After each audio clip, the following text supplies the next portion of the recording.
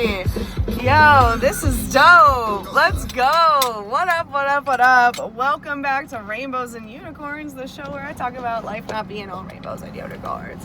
I got this voice set up in my car because, you know, that's just how it be sometimes.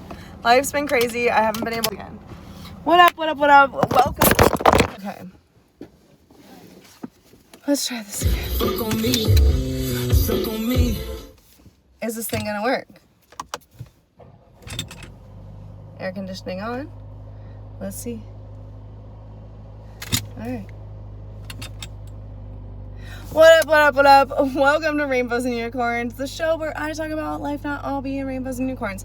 We are doing this from the car today because I haven't been consistent. I haven't had time to record, but I have a lot to say. And so this is where we're at.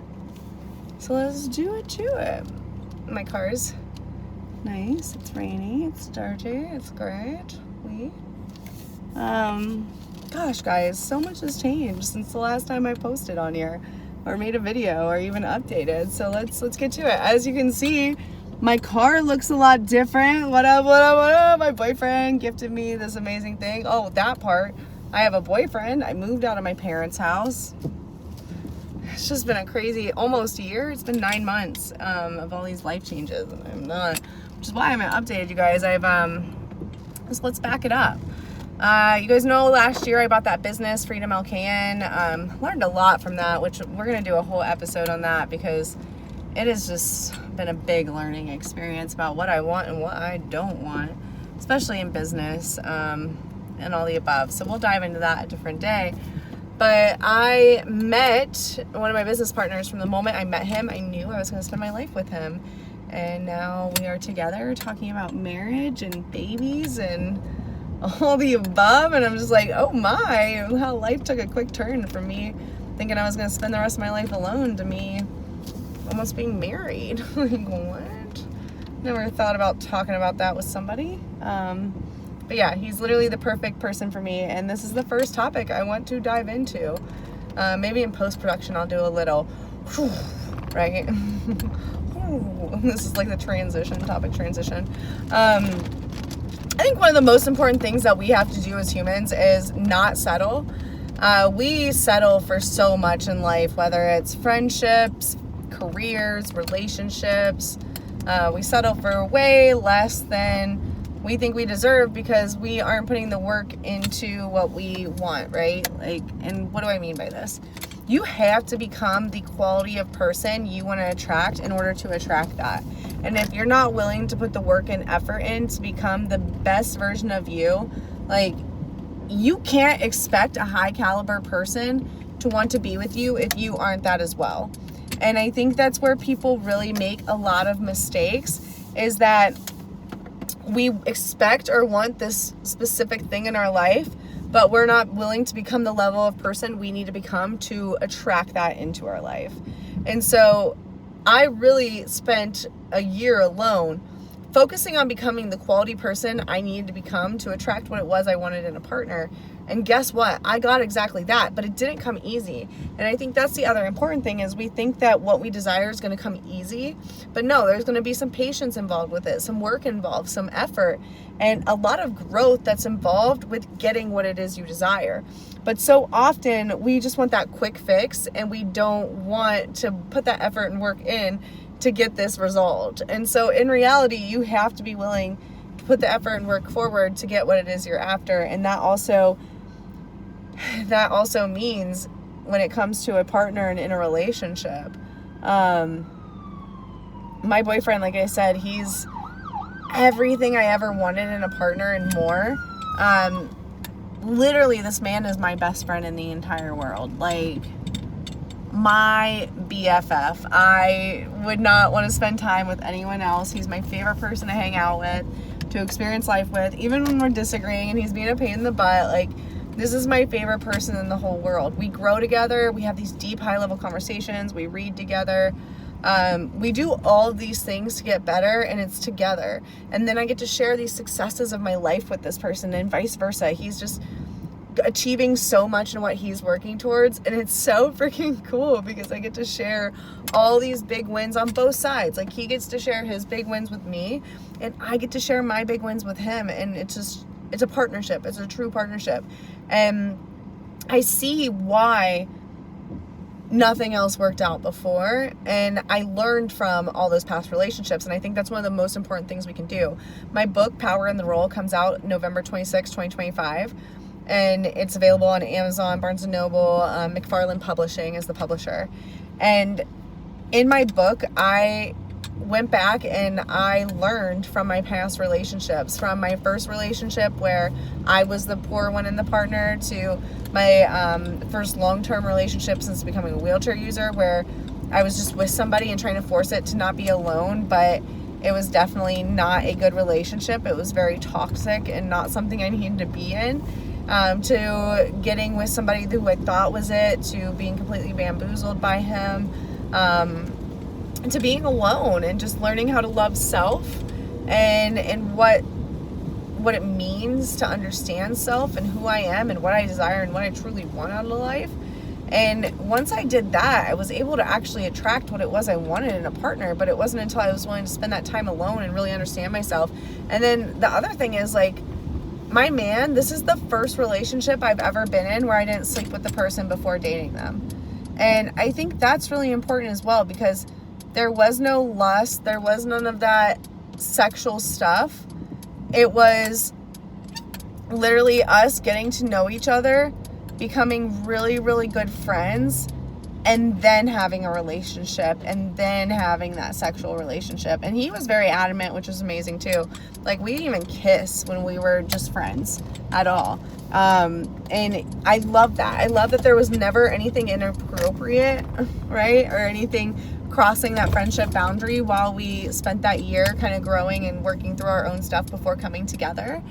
And I think that's one of the most powerful things of our relationship and what made us close, because we built this genuine friendship. So I say this to say, like, don't put an expectation on your partner and the way that you expect this person to show up in your life and all the above. Like, let it just happen the way it needs to happen, and just focus on becoming that quality of partner that you would want to attract. Like, you can't expect what you want to attract if you're not that yourself, because the person, like, Ant would never put up with me being a half-assed person, no different than me putting up with him being a half-assed person. And so I think that's just really important for you to recognize and understand within self, because you can't expect someone to show up in a way that you're not willing to. Like, I just think that's so important. Man, this is gonna be like a whole relationship episode, because this is what relationships taught me so much. I'm pretty obsessed. I mean, he's just so great. He's such a good man. Golly. Oh gosh. So expecting him to show up a certain way, like, my man's been in a long-term relationship, which was a marriage to his first kid's mom, and then a second long-term relationship after his divorce, and then me. So my man's been in nothing but long-term relationships. In the last relationship, there was a lot of habits and traits learned based on what that person desired that carried over into our relationship. And there was some traits of me being alone and that selfishness from me being alone that carried over into our relationship. And so I think it's really important to recognize that as well, and recognize the traits that you're carrying over before getting mad at your partner. Like, what am I doing to assist in this anger with this partner, right? Like, what am I doing? What expectation do I have? I think we hold way too many expectations over people and how we expect them to show up and expect them to be. And that expectation really limits us in our experiences in life and what we get to experience, the conversations we get to have. Like, I think one of the coolest things about being a human being is that we all have something to learn from one another. Like, that homeless person on the side of the road, I have something to learn from them, like, through their mindset, their perspective in the world. That CEO of that big business, I have something to learn from him, right? Like, or her. And I think that's so important that we realize that we have something to learn from everyone. And if you keep these perspectives based on one person's trait, whether it's political affiliation, race, abilities, right, physical abilities, a lot of times we get these perceived stigmas in our mind based on the way a person appears, or thinks, or one thing about how they think, and then it limits us from getting to experience actually some really cool people and cool experiences. And so that too, we just need to be better. Society's really got me feeling some type of way recently, and so there's that too. Other life update, so I kind of alluded to it, but I am now a bonus mom of 2 boys. They are 9 and 11, and they're all boy, all crazy. Such a good time. I love them both so much. We do a lot of sports stuff, including a lot of soccer. Big soccer fan these days. I'm a big soccer fan for a different reason. I have such an appreciation for soccer players because these people literally run nonstop for almost 90 minutes straight, at least 45 minutes straight. Like, a lot of these players don't get subbed out. They run the entire game, and I'm like, wow, they are using their non-disabled body to its fullest potential. And I have a big appreciation for people that actually utilize their body to its fullest potential. Like, life without a disability, our mobility is not guaranteed. And I think so often we believe it to be guaranteed. It's not. There's nothing guaranteed about our independence and mobility, and yet we walk around the world thinking that it is. And it's like, wait a minute, my wheelchair in the back seat says something else, you know what I mean? And it's just crazy. It's crazy the way the world moves and the way we think. So, golly, what else? There's some other stuff, updates. Oh, my chair got damaged by the airline back in March. Okay, this has been like the most crippling thing in my life, literally. Chair gets damaged by the airline back in March. Annoying. I was in a damaged chair for a month. My shoulder got injured.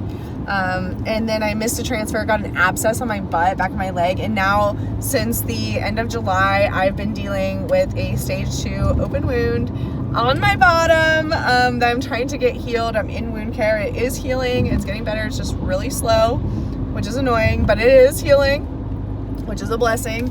And some things I've been doing to really help it heal. I got my shoulder to heal and not need surgery by using research purposes only peptides. They are literally not approved by the FDA, but it completely changed my life.